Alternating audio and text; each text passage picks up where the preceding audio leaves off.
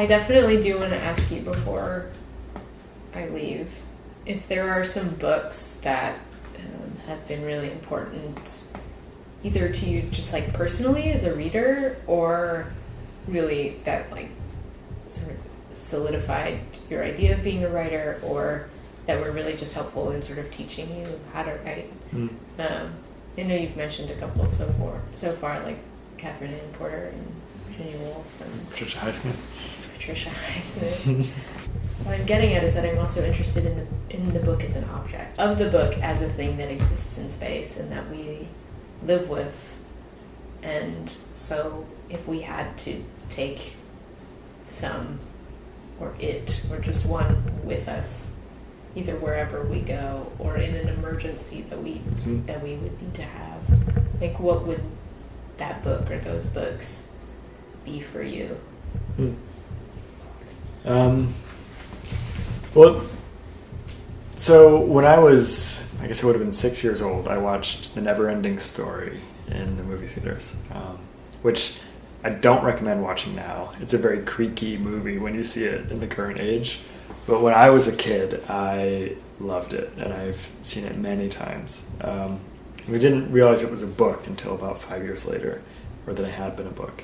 And it's a German novel by Michael Ende, and it was translated into English.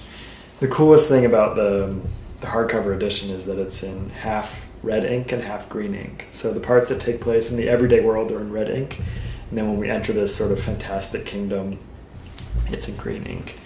And there's beautiful frontispieces for each chapter. It's really, really cool. And so I think as a physical object, that's probably the book that I love the most. And it is also a story that I just so fully enjoyed when I was a kid.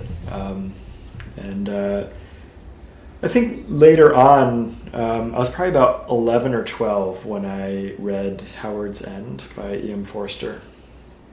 And it's about, so I am, here's me, a closeted middle school kid in Clearwater, Florida, like sort of large, mostly Republican area. And I just got a copy of this book.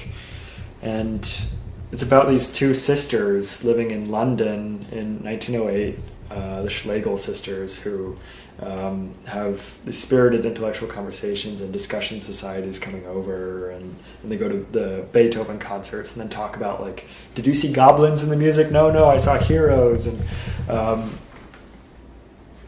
ostensibly it's like we're 100 years apart in a country away, and like I should not feel kinship with these women, but reading that book I just wanted to be the one to get to go over and have tea with them, to hang out and talk. And so that book was really important for me for kind of this companionship, this sort of like intellectual companionship. But it also, as far as just writing, it's the book I've reread the most. I would find if I were an agent, I wouldn't take on E.M. Forster as a client. Like, I think this book would be pretty impublishable right now.